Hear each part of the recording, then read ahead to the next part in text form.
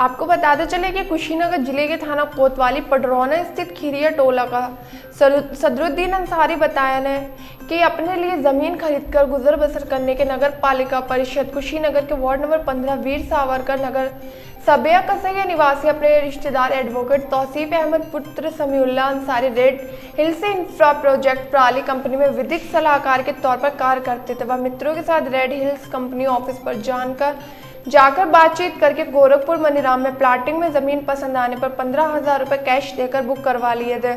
कुछ दिन के बाद सदरुद्दीन अंसारी ने कंपनी के बैंक के खाते में 2,50,000 रुपए नकद राशि देकर एडवोकेट तौसीफ अहमद व मित्रों की मौजूदगी में अपनी पत्नी नेहा के नाम से लिखित रूप से बैनामा कराया।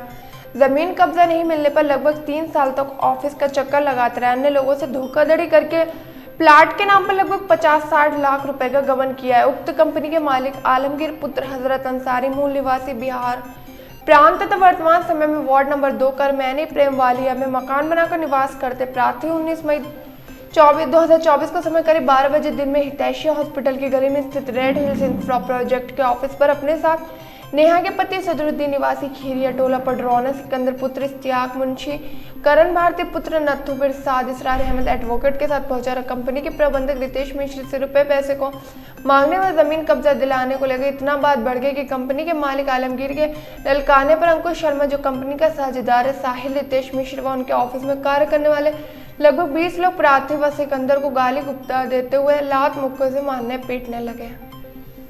मेरा नाम सदरुद्दीन है और पिताजी का नाम शमसुद्दीन है। मैं खीरिया टोला पडरौना का निवासी हूँ। जो मेरे रिश्तेदार कसिया में है, मुझे ज़मीन की रहना बसर करने के लिए ज़रूरत थी। मैं अपने रिश्तेदारों से बोला था तो इन्होंने बोला ठीक है ज़मीन है आइए हम बात कराते हैं। तो हम इन लोगों के साथ गए कंपनी में, रेड हिल कंपनी में गए, वहाँ बातचीत हुई।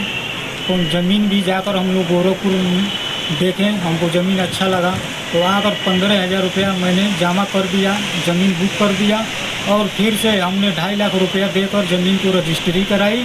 और उसके बाद हम लोगों को ये दौड़ाते रहे। 1 महीना बाद गए और बोले ज़मीन हम लोग कब्जा दीजिए, तो ये लोग नहीं दिए, बोले इस दिन उस दिन देंगे।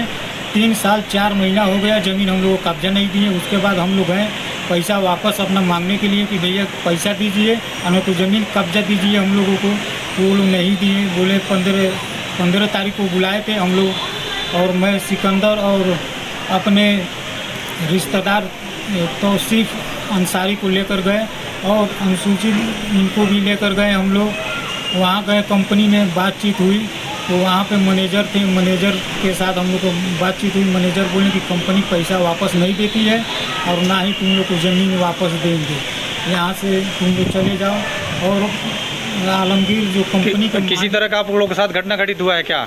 जी, क्या घटना घटित हुआ? घटना ये हुआ, हम लोग को कंपनी में बुलाया गया और वहाँ पे बोले पैसा नहीं देंगे या ना ज़मीन तुम लोग को कब्जा देंगे।